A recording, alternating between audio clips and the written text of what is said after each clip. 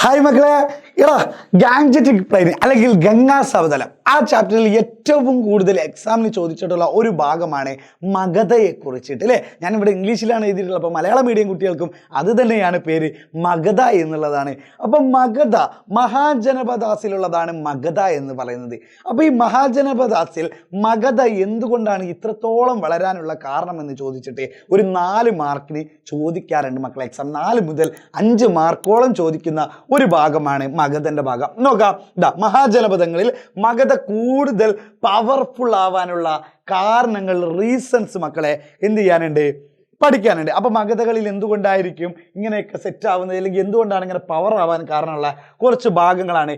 ഒന്നാമത്താണ് rich deposit of iron ore അല്ലെ. Iron ore പെണ്ണ് പറ്റിക്കുന്നുണ്ട് അല്ലേ.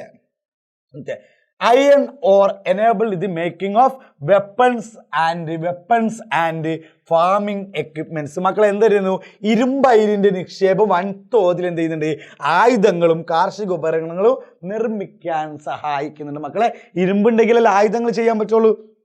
ആയുധങ്ങളും അതുപോലെ തന്നെ കാർഷിക ഉപകരണങ്ങൾ, ഇപ്പോൾ എന്താവട്ടെ പ്ലഫ്ഷെയർ കലപ്പയാവട്ടെ, മറ്റ് കൈക്കോട്ടുകളാവട്ടെ, ഇങ്ങനെയുള്ള എന്തെങ്കിലും ആവട്ടെ, ഇത് ഇരുമ്പിൻ്റെ അംശം കിട്ടിക്കഴിഞ്ഞാൽ അല്ലെങ്കിൽ ഇരുമ്പ് അയണോറ് കിട്ടിക്കഴിഞ്ഞാൽ ഇതൊക്കെ എന്ത് ചെയ്യാൻ പറ്റും, ഉണ്ടാക്കാനും കഴിയും. അപ്പോൾ അതുകൊണ്ടാണ് മഗധ അവിടെ ഒന്നും കൂടി ശക്തമാവാനുള്ള ഒരു ഭാഗം. മഗധയിൽ എന്തുണ്ട്, ഈ കാര്യങ്ങളൊക്കെ ഉണ്ട്.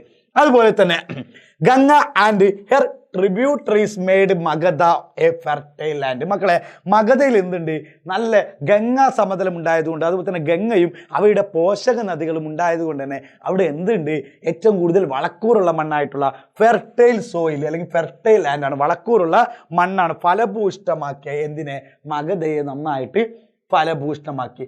മൂന്നാമത്താണ് trees from nearby forest in the Gangetic plains were used to making big boats facilitate trades. മക്കളെ നോക്കണേ, ഗംഗാ സമതലത്തിലെ നിബിഡ വനങ്ങളിലെ മരങ്ങൾ ഉപയോഗിച്ച് അവിടെ എന്തുണ്ടായിരുന്നു, വലിയ രീതിയിലുള്ള ഫോറസ്റ്റ് ഉണ്ടായിരുന്നു. അവിടെ നിന്നൊക്കെ മരങ്ങളൊക്കെ വെട്ടിയിട്ട് എന്തുണ്ടാക്കി മക്കളെ, വലിയ വഞ്ചികൾ, വലിയ വലിയ ബോട്ടുകൾ ഉണ്ടാക്കിയിട്ട് എന്ത് നടത്തി, കച്ചവടം ട്രേഡിങ് നടത്തി. അവിടെ എന്ത് ചെയ്തിരുന്നു, വാണിജ്യ ആവശ്യത്തിനുള്ള വലിയ വഞ്ചികളൊക്കെ ഉപയോഗിച്ചു. ഇപ്പോൾ വഞ്ചികളിൽ ഇന്നത്തെ പോലെ എന്തില്ല, വലിയ വലിയ വണ്ടികളൊക്കെ ഉണ്ടാവോ, ഇല്ല. ടാങ്കർ ലോറികളൊക്കെ ഉണ്ടാവോ, ഫ്ലൈറ്റ് ഒക്കെ ഉണ്ടാവോ, ഇല്ല.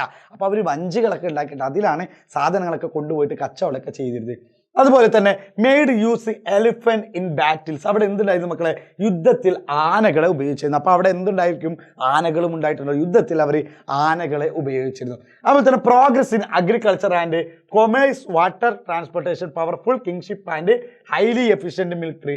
എന്തൊക്കെയായിരുന്നു മക്കളെ, ശക്തരായ ഭരണാധികാരികളും സുശക്തമായ സൈന്യവും അവിടെ എന്തുണ്ടായിരുന്നു, മഗധയിൽ നന്നായിട്ട് ഉണ്ടായിരുന്നു.